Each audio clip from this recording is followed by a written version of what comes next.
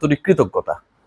কোটা নিয়ে অনেক আলোচনা, কোটা নাকি মেধা, কত পার্সেন্ট কোটা কত পার্সেন্ট মেধা। মোটামুটি জুলাই এবং অগাস্টে আমরা কোটা এবং মেধার একটা আলোচনা বিতর্ক শুনেছিলাম।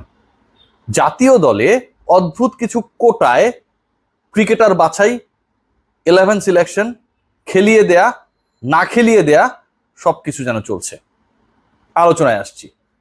তার আগে আমরা ভারতে আমাদের যে সহকর্মীরা এই মুহূর্তে কাভার করছেন বাংলাদেশ এবং ভারতের চলমান সিরিজটা, প্রতিদিনের প্র্যাকটিসে আমরা দেখি কি যে ক্রিকেটাররা বড় বড় ছয় মারছেন, বল হারিয়ে যাচ্ছে, বাউন্ডারির বাইরে চলে যাচ্ছে।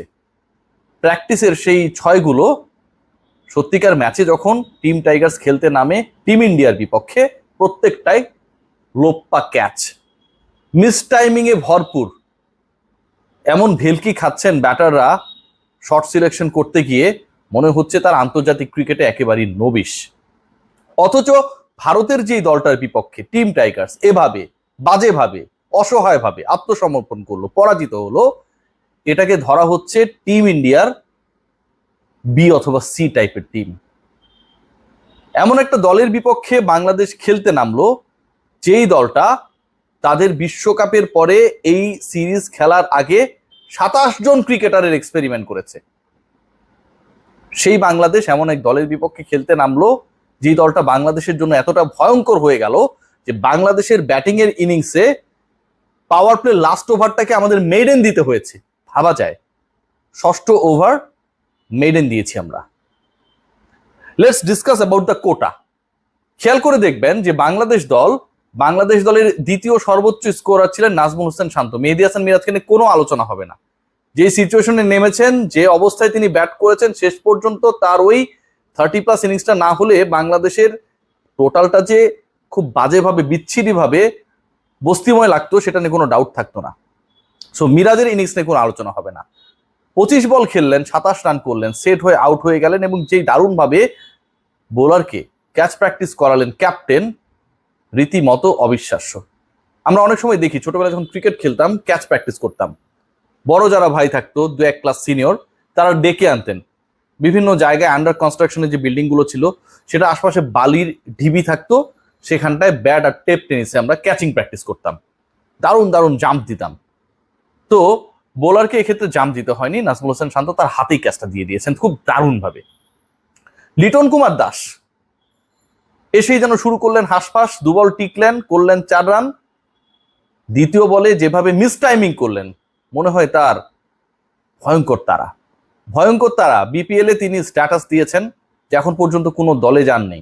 সেই চুক্তিটা হবার জন্য যেন বাইরে ফ্র্যাঞ্চাইজিগুলো অপেক্ষা করছে লিটন কুমার দাসের জন্য। সেকেন্ড বলে তাকে আউট হতেই হবে।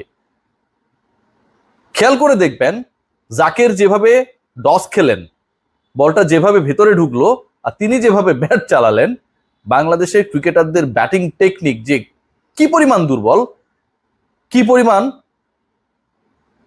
অশোভনীয় দেখতে, কতটুকু আসলে অসহায় আত্মসমর্পণ করলে একজন ব্যাটার তার আউট হবার ধরন নিয়ে এরকম আলোচনা করতে হয়, সেটা পরিষ্কার হয়ে যায়। Let's discuss about Mahmudullah Riyad, দলের সবচেয়ে অভিজ্ঞ ক্রিকেটার। লিটন কুমার দাসকে ফলো করলেন, টিকলেন 2 বল, লিটন করেছিলেন 4 রান, রিয়াদ করেছেন 1 রান।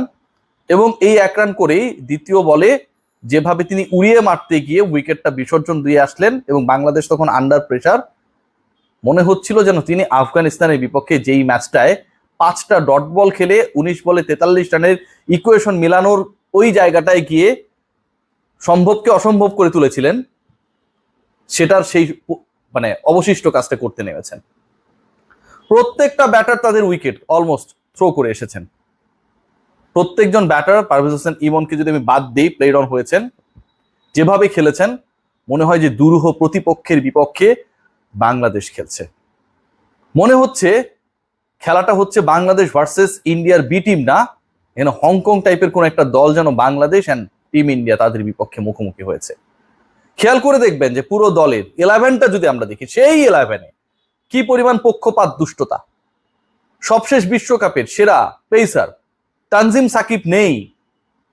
যেই ক্রিকেটার অকুত ভয়, যেই ক্রিকেটার বাংলাদেশের পেস ডিপার্টমেন্টের সব ক্রিকেটারের থেকে টপ পারফর্মার, তাকে বিশ্বকাপের পরের সিরিজটার প্রথম ম্যাচটায় আমরা বাদ দিয়ে দিলাম, 11 এই সুযোগ পেলেন না। সিলেকশন প্যানেল এখানে তো কোনো কিছু করার নেই, তারা সিলেক্ট করেছেন। কিন্তু এই দল যারা গড়লেন, যে পণ্ডিতরা এই দলটা গড়লেন, পণ্ডিত চান্ডিকা হাথুরু সিংহে অথবা তার সাথে যারা গড়লেন, তারা করলেনটা কি? আমার সবচেয়ে প্রিমিয়াম পেসার, ইনফর্ম পেসার, সবশেষ ওয়ার্ল্ড কাপে বিরুদ্ধ কন্ডিশনে গিয়ে প্রতিপক্ষকে ভোগানো পেসার, তিনি 11 জনের মধ্যে থাকেন না, অথচ আমার পেসার 3 জন। ভাবা যায়। কোটা নিয়ে আলোচনা করছিলাম, আমি বলেছিলাম যে কোটায় কেউ বাদ পড়ে যান আর কেউ টিকে যান। এই যে কোটায় বাদ পড়ে যান তানজিম সাকিব, বিশাল কোনো নাম না, ছোট একটা বাচ্চা, বাদ দিয়ে দিলে কোনো সমস্যা হবে না, ফ্যান বেসটা এখনো অত স্ট্রং হয় নাই, ওরে বাদ দিয়ে দাও। কাকে খেলালেন, কাকে খেলাবেন সেই পরিকল্পনার থেকে বড় হচ্ছে যেই ক্রিকেটার আমার ইনফর্ম তাকে আপনি খেলালেন না। আপনি কি এখানেও রাইটি লেফটি কম্বিনেশনের কারণে তানজিম সাকিবকে বাদ দিয়েছেন? সেটা যদি হয়ে থাকে তাহলে তানজিম সাকিব যখন সবশেষ বিশ্বকাপ হলো, সেই বিশ্বকাপে এত উইকেটস পেল কোত্থেকে? দুঃখজনক হলো সত্যি যে বাংলাদেশ দল আজকে যেই পরিকল্পনায় খেলেছে সেটা যেন একটা কোটাময়। শান্ত খেলছেন যেন ক্যাপ্টেন্স কোটায়। ক্যাপ্টেন, তাকে থাকতেই হবে, 11-এ তিনি থাকছেন, 25 বল খেলছেন, 27 রান করছেন। বলবেন যে ওই সিচুয়েশনটা আসলে এমন ছিল যে আমাদের কিছু করার ছিল না। No captain, once you are set, then you have to score a good runs. You have to maintain a good strike rate. This was your duty and we failed. If you look, Mahmudullah Riyad senior citizen কোটায় খেলছেন। মাহমুদুল্লাহ রিয়াদের নিজের সেই বোধটা আসা দরকার যে অন্তত খেলেছেন তো, প্রচুর দিয়েছেন তো, তরুণদের সুযোগ করে দেওয়ার জন্য তার এখন রিটায়ারমেন্ট দরকার। সেই রিফ্লেক্স কি আমরা রিয়াদের মধ্যে পাই? নিদাস ট্রফি রিফ্লেক্স আমরা পাই। ইভেন 2023 ওয়ার্ল্ড কাপে মাহমুদুল্লাহ রিয়াদ যে ওয়েতে খেলেছেন, যেভাবে খেলেছেন, সেই রিয়াদকে কি আমরা দেখি? সবশেষ বিশ্বকাপে যে রিয়াদকে আমরা 95 স্ট্রাইক রেটে ব্যাট করতে দেখেছি, সেই রিয়াদের প্রতিচ্ছবি আজকে ছিল। দ্বিতীয় বলে আউট হয়ে গেলেন, বাংলাদেশের উপর প্রেসার বেড়ে গেল। কেউ যেন এখানটায় খেলতে এসেছেন, সবাই যেন এখানটায় খেলতেই এসেছেন যে যত দ্রুত ড্রেসিং রুমে ফেরা যায়। বাংলাদেশ শেষ পর্যন্ত 20 ওভারও খেলতে পারে না।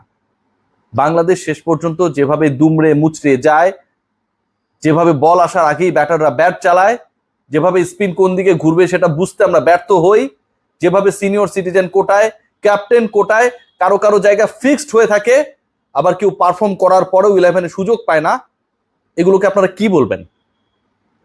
আমি যদি বলি এগুলোকে বলতে হবে নোংরামি, তাহলে আমার ভাষাটা খারাপ শোনাবে, তাই আমি বললাম না নোংরামি।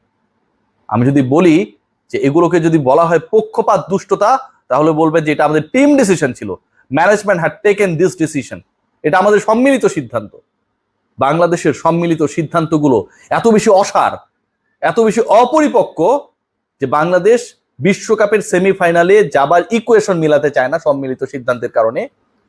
বাংলাদেশ ভারতের বিপক্ষে সত্যি সত্যি যেই 11টা সেরা 11, সেই 11 নামাতে চান না শুধুমাত্র পক্ষপাত, দুষ্টতার কারণে। তানজিম সাকিবের বাদ পড়া বাংলাদেশ